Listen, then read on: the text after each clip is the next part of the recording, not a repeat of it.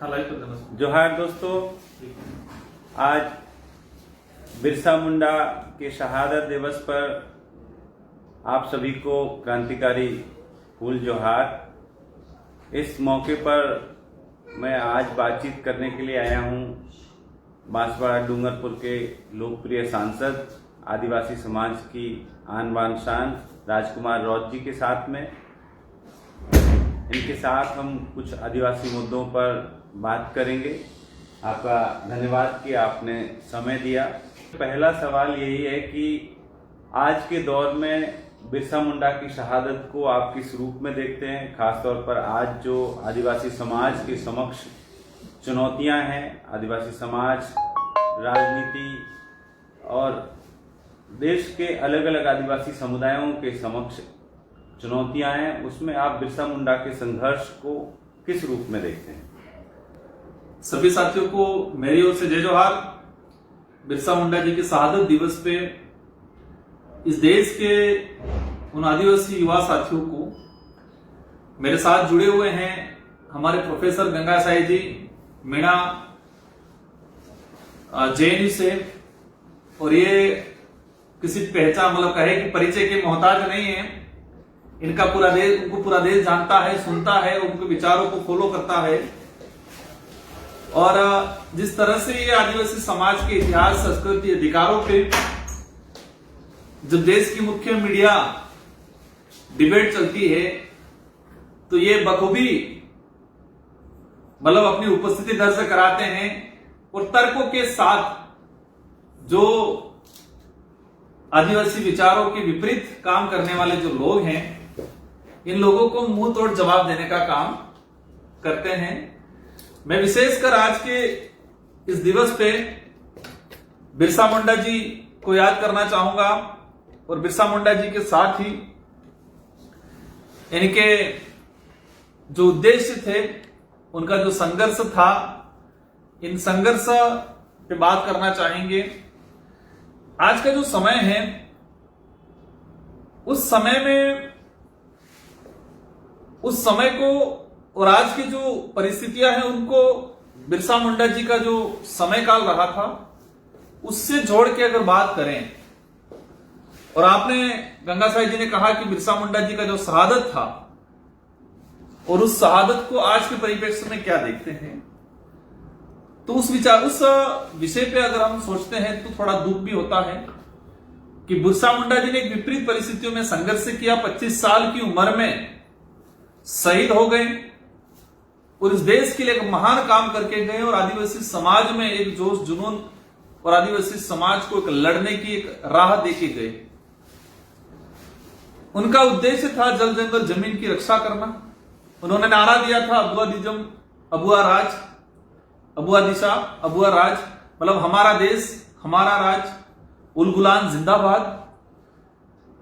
उस जल जंगल जमीन की हमने बात कर रहे हैं, लेकिन आज के समय में जल जंगल जमीन उद्योगपतियों को लीज पे या कहे कि दान में दिया जा रहा है आदिवासी समाज को विस्थापित करके, और हमारा समाज अन्य विषयों पे भटका हुआ है। बड़े तौर पे हम देख रहे हैं देश लेवल पे कि हमारा समाज, हमारे पुरखों की जो लड़ाई थी, और विशेषकर हम बिरसा मुंडा जी की बात करें, उनके विचारों पे, उनके उद्देश्यों पे काम नहीं करते हुए हम लोग अन्य मुद्दों पे भटक चुके हैं। हम देख रहे हैं कि जल जंगल जमीन आरक्षण की लड़ाई, अधिकारों की लड़ाई न लड़के धर्म की लड़ाई को लड़ने में हमारा समाज आपस में उलझा हुआ है। तो आज के इस विषय पे मैं कहना चाहूंगा कि हम हमारे बिरसा मुंडा जी को, अन्य ऐसे महान पुरुष रहे हैं, उन सबको अगर हम आदर्श मानते हैं तो उनके विचारों पे चलने की जरूरत है। और उनके विचार यही थे कि आदिवासी समाज के लिए, इनके जल जंगल जमीन के लिए, उनके अधिकार के लिए, उनके आत्मविश्वास के कहे कि आत्मस्वाभिमान के लिए जो लड़ाई लड़ी थी, इन विचारों पे हमें चलने की जरूरत है। और आज जिस तरह से उद्योगपतियों के नाम हमारी आदिवासी समाज की जो जमीनें हैं, जल जंगल जमीन है, उनको दिया जा रहा है, तो उसके खिलाफ देश लेवल पे एकजुट होकर लड़ने की जरूरत है। एक सवाल मेरा यह है कि वंचित समुदायों के लिए अलग अलग सामाजिक न्याय की मुहिमें चल रही हैं। तो आदिवासियों के लिए आप सामाजिक न्याय से जुड़े हुए मुद्दे क्या सोचते हैं? क्योंकि जैसा संविधान सभा की बहसों से पता लगता है कि आरक्षण आदिवासियों की मुख्य मांग नहीं थी। आरक्षण उनको मिला क्योंकि अनुसूचित जाति को मिला, उसी तर्ज पर आदिवासियों को भी दे दिया गया। लेकिन समय के साथ में आदिवासियों के मुद्दे क्या आरक्षण तक सीमित हो गए हैं, या आज भी संथाल हूल के मुद्दे या बिरसा के उलगुलान के मुद्दे या जयपाल सिंह ने जो बातें संविधान सभा में उठाई, यानी कि आदिवासियों की स्वायत्तता का सवाल, उनके आत्मनिर्णय के अधिकार का सवाल, क्या वो सवाल, या आदिवासी संस्कृति को बचाने का सवाल, वो सवाल आज भी महत्वपूर्ण है? आज आदिवासियों के लिए सामाजिक न्याय का मतलब क्या है? पुरखों ने इन पे ज्यादा ध्यान दिया था। जयपाल सिंह मुंडा ने जिस तरह से संविधान निर्माण के वक्त, संविधान की कई डिबेटों में हम पढ़ते हैं, सुनते हैं कि किस तरह से उन्होंने आदिवासियों की स्वायत्तता के लिए अपनी बात रखी, उपस्थिति दर्ज कराई, और उन्होंने कई ऐसे इस डिबेट में अपनी बात रखी थी, शब्द कहे थे। एक प्रचलित है कि आदिवासी समुदाय को लोकतंत्र सिखाने की जरूरत नहीं है, उनसे लोकतंत्र सीखने की जरूरत है, क्योंकि आदिवासी समुदाय हजारों सालों से लोकतांत्रिक जीवन पद्धति जीता हुआ आ रहा है। तो आदिवासी समुदाय को लोकतंत्र सिखाने की जरूरत नहीं है, उनसे सीखने की जरूरत है। ये बहुत बड़ी बात थी और सच्चाई थी। तो आज के परिप्रेक्ष्य में हमें जिस तरीके से देश में जो हालात हैं, हमारी संस्कृति का कहीं न कहीं अन्य संस्कृति को प्रभाव पड़ रहा है और हमारी संस्कृति विलुप्त तो होती जा रही है। हमारा इतिहास जो था, इस इतिहास को बहुत कम लेखकों ने लिखा, क्योंकि पूर्व के लेखक अधिकतर महलों तक सीमित रहे थे और आज के भी कई लेखक सिर्फ सत्ता के आसपास सीमित रह रहे हैं। तो आदिवासी समुदाय का इतिहास एक गौरवशाली इतिहास रहा। मैं कई बार कहता हूं, इस देश में अंग्रेजों से, मुगलों से, पुर्तगालों से जितने जो विदेशी आक्रमण आए, इन आक्रमणकारियों से सबसे ज्यादा लड़ने का काम आदिवासी समुदाय के पुरखों ने किया। इस धरती पे सबसे ज्यादा बलिदान भी आदिवासी समुदाय के हुए हैं, खून भी आदिवासी समुदाय का बहा है, लेकिन इतिहास में उनको उचित स्थान नहीं मिला है। तो आज के युवा पीढ़ियों को, जो विशेषकर पीएचडी कर रहे हैं, पढ़े लिखे हैं, उन सबको, इन सबकी जिम्मेदारी है कि खोज के हम हमारे आदिवासी समुदाय के पुरखों का जो इतिहास है उसका संग्रहण करें और आने वाली पीढ़ी को हम बताएं कि हमारे पुरखों ने क्या किया था। एक सवाल राजनीति के बारे में है कि देखिए, अभी संसद और विधानसभाओं में आदिवासी जनप्रतिनिधियों की संख्या ठीक ठाक है, अच्छी खासी है, लेकिन इसके बाद भी आदिवासी मुद्दे क्यों नहीं सामने आ पाते? आदिवासियों पर कोई एक राष्ट्रीय समझदारी, राष्ट्रीय संवेदनशीलता क्यों नहीं विकसित हो पाती? कहीं ऐसा तो नहीं कि जो लोग आदिवासी जनप्रतिनिधि आ रहे हैं वो आदिवासियों के प्रति प्रतिबद्ध ना होकर के वो अपने राजनीतिक दलों के प्रति, अपने पार्टियों के प्रति ज्यादा वफादार है, ज्यादा प्रतिबद्ध है, इस वजह से आदिवासी मुद्दे नहीं आ पा रहे? क्या आदिवासी जनप्रतिनिधि कोई वैकल्पिक राजनीति निर्मित करने की स्थिति में है? और अगर है तो आगे आप उसको क्या रास्ता दिखाना चाहेंगे? अगर है या नहीं है तो आगे जो राजनीति में एक आदिवासियों की वैकल्पिक राजनीति निर्मित करना चाहते हैं तो वो कैसे कर सकते हैं? उसके लिए क्या किए जाने की आवश्यकता है?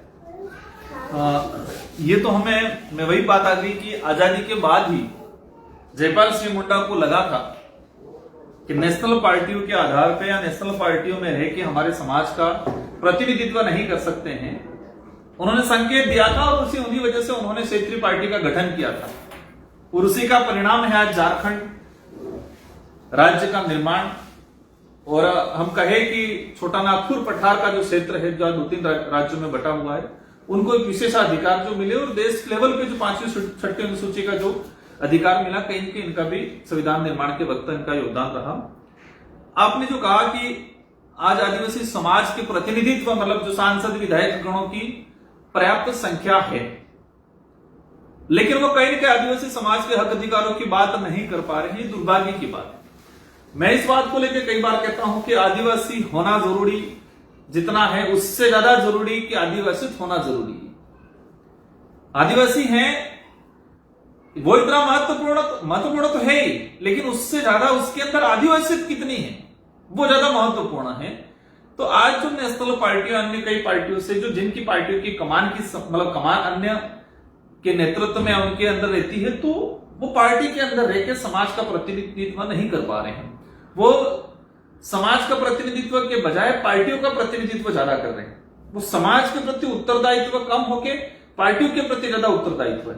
उनका उद्देश्य है टिकट कैसे प्राप्त करे, न कि समाज का उद्धार कैसे करे, समाज के मुद्दे कैसे उठाए, इस पे नहीं है। लेकिन ये चीज मुझे लगा कि जैसे हमारे स्वतंत्र विचारधारा और हमारे कहे कि पार्टी के अंदर भी हमारी लोकतांत्रिक व्यवस्था है, भारत आदिवासी पार्टी में उस लोकतांत्रिक व्यवस्था से मैं चुन के आया, मतलब सिलेक्शन और इलेक्शन दोनों में लोकतांत्रिक व्यवस्था है। तो दोनों जगह जीत के आने के बाद जिस तरह से मुझे पार्टी ने जिताया, वहां की जनता ने जिताया और हमने लोकसभा में प्रतिनिधित्व किया, उसके बाद लगने लगा है कई नेशनल पार्टियों के अंदर भी कि इनकी पार्टी के अंदर भी पीछे से पूंछ हो रहा है कि नहीं अब आप लोग भी बोलो।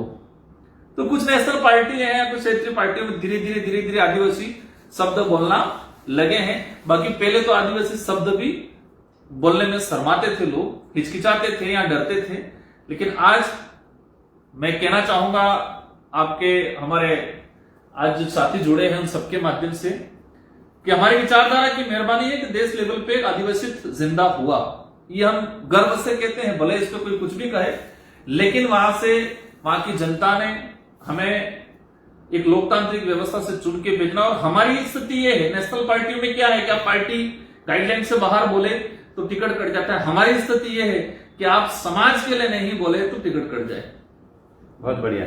तो क्या यही आपको वैकल्पिक राजनीति का रास्ता दिखाई देता है? मतलब आदिवासियों की भविष्य में राजनीति कैसी होनी चाहिए, कैसी हो सकती है, उसके बारे में थोड़ा सा देखो। हम जो महसूस किया है अभी वर्तमान में आदिवासी समुदाय अनेक पार्टियों में बटा हुआ है। और ठीक है, हम भी ये नहीं कह रहे कि सारे के सारे हमसे जुड़े। हम कहेंगे हमारे मुद्दे हैं, हमारी विचारधारा है, उसको देखना है, फिर जुड़ना है। अन्य पार्टियों में जो बटे हुए हैं गए हैं, उनका उद्देश्य समाज हित में कम है, उनका अपना व्यक्तिगत हित ज्यादा है। दूसरा, वहां गए हैं तो वहां जैसे नेशनल पार्टियां जब बात करते हैं, बीजेपी है, कांग्रेस है, अन्य जो पार्टियां हैं क्षेत्रीय, उनमें जाने के बाद वो समाज के लिए एक प्रतिनिधित्व नहीं कर पा रहे हैं, समाज के मुद्दों की पार्टी में बात नहीं कर पा रहे हैं। मैं ये भी कहना चाहूंगा कि नेशनल पार्टियों के जो लोग हैं आदिवासी समुदाय से जो जा रहे हैं, तो देश में वर्तमान आदिवासी समुदाय के साथ जिस तरह से अत्याचार हो रहा है, शोषण हो रहा है, विस्थापन हो रहा है, तो इन पे उनको बोलने की जरूरत है, क्योंकि आप समाज का प्रतिनिधित्व कर रहे हो। अगर ये नहीं कर पाएंगे तो भविष्य में स्वाभाविक है कि हमारी पार्टी या अन्य क्षेत्रीय पार्टी जो आदिवासी प्रतिनिधित्व, आदिवासी लीडरशिप के तहत और आदिवासी समुदाय के साथ ही मानवता में विश्वास करने वाला प्रत्येक समाज को हम स्वीकार करते हैं। हम आदिवासी, दलित, पिछड़े, अल्पसंख्यक, जो गरीब वर्ग हैं और जो मानवता में विश्वास करता है, उन सबको साथ में लेके चलने के हम प्रयास कर रहे हैं। तो भविष्य में अवश्य इस विचारधारा का ग्रोथ होगा और अवश्य आने वाले समय में आदिवासी समुदाय के नेतृत्व में कहो या इनकी सहभागिता में कहो, एक नई राजनीतिक का उदय होगा देश लेवल पे।